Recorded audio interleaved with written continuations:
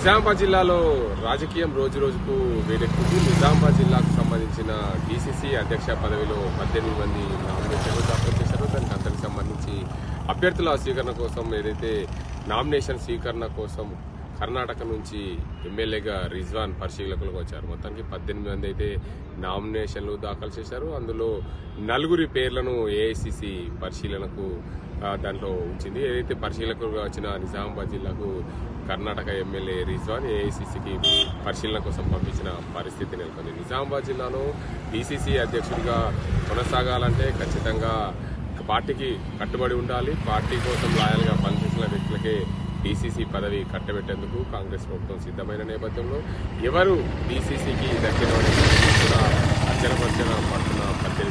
ముఖ్యంగా నిజామాబాద్ జిల్లాకు సంబంధించిన ముఖ్య నేతలు అరికెల నర్సారెడ్డి, అదేవిధంగా కాటిపల్లి నాగేశ్వర రెడ్డి, శేఖర్ గౌడ్, అదేవిధంగా నరాల రత్నాకర్, ఆయనతో పాటు మార చంద్రమోహన్, అదేవిధంగా బాసా వేణు యాదవ్లు కూడా ఈ డీసీసీ అధ్యక్ష పోటీకి ప్రధానంగా పోటీలో ఉన్న పరిస్థితి నెలకొంది. ఈ 18 మందిలో ప్రధానంగా ఈ 5-6 పేర్లు ప్రధానంగా వినిపిస్తున్నాయి. గతంలో పనిచేసిన డీసీసీ అధ్యక్షుడిగా పనిచేసిన మానాల మోహన్ రెడ్డి పార్టీ అధికారంలో లేకున్నప్పటికీ కూడా పూర్తి స్థాయిలో పనిచేసి కార్యకర్తలకు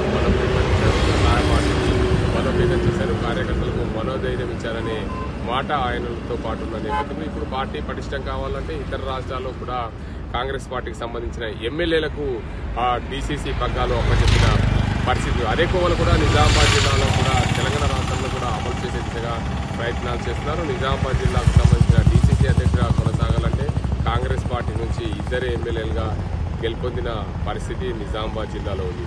బోధనకు సంబంధించిన సీనియర్ కాంగ్రెస్ పార్టీ నాయకుడు, మాజీ మంత్రి, బోధన ఎమ్మెల్యే ప్రభుత్వ సలహాదారు పొద్దుటూరి సుదర్శన్ రెడ్డి ఒకరు కాగా నిజామాబాద్ రూరల్ నుంచి డాక్టర్ భూపతి రెడ్డి ఎమ్మెల్యేగా గెలుపొందిన పరిస్థితి.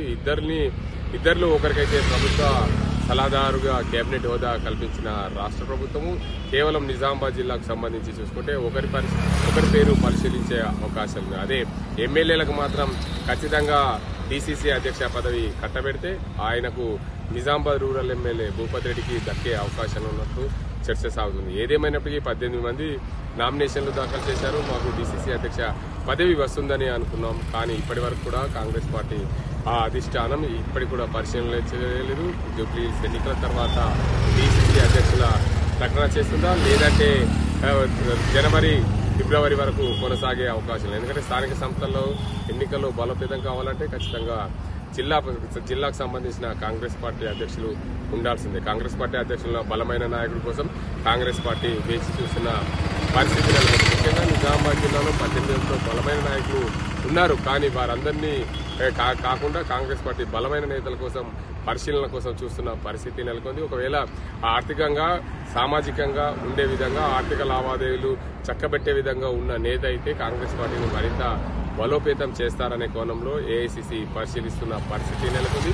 అందులో భాగంగానే 18 మందిలో సుమారు 4 పేర్లైతే ఏఐసీసీ పరిశీలన, 4లో ఎవరికి డీసీసీ పదవి దక్కిన అనే కోణంలో చూస్తున్న పరిస్థితి. ఒకవేళ ఇతర రాష్ట్రాల్లో లాగా నిజామాబాద్ తెలంగాణలో డీసీసీ అధ్యక్షులు ఎమ్మెల్యేలకు కట్టబెడితే నిజామాబాద్ జిల్లాలో భూపతి రెడ్డికి డీసీసీ పదవి దక్కే అవకాశాలు ఉన్నట్టు తెలుస్తుంది. కానీ ఈ 18 మంది నామినేషన్లు దాఖలు చేస్తున్నారు. ప్రతి నియోజకవర్గంలో వారి సలహాలు సూచనలు తీసుకునేందుకు కాంగ్రెస్ పార్టీకి సంబంధించిన ఇన్ఛార్జిగా కొనసాగిన కర్ణాటక ఎమ్మెల్యే రిజ్వాన్ పూర్తి స్థాయిలో ప్రతి నియోజకవర్గం నుంచి కాంగ్రెస్ పార్టీ కార్యకర్తలను అడిగి తెలుసుకున్న పరిస్థితి. దాంతోపాటు స్థానికంగా ఉండే ఎమ్మెల్యేలు ఆ ప్రాంతంలో ఉన్న సీనియర్ నాయకులు, మాజీ డీసీసీ అధ్యక్షులు అందరినీ కూడా వారి సలహాలు సూచనలు తీసుకున్న పరిస్థితి. అదే కోవలో జరిగితే మాత్రం ఖచ్చితంగా 4-5కి డీసీసీ అధ్యక్షుల రేసులో ఉన్న వాళ్ళు ఎవరికి ఒకరికి దక్కే అవకాశం లేదు. కానీ ఇతర రాష్ట్రాల్లో లాగా తెలంగాణ రాష్ట్రంలో కూడా ఎమ్మెల్యేలకు డీసీసీ పదవి దక్కబెడితే నిజామాబాద్ రూరల్ ఎమ్మెల్యే భూపతి రెడ్డికి దక్కే అవకాశాలు ఉన్నట్టు తెలుస్తుంది. ఇక్కడ పరిస్థితి కెమెరా అజింతో గంగారెడ్డి, RTV నిజామాబాద్. చరిత్ర సృష్టించినోడు ఇప్పుడు ఆ చరిత్రని తిరగరాయబోతున్నాడు. అబద్ధాల గోడల్ని బద్దలు కొట్టి నిజాలను రాగా మీ ముందుంచబోతున్నాడు. నిజమైన వార్తల కోసం వెంటనే డౌన్లోడ్ చేసుకోండి రా యాప్ని.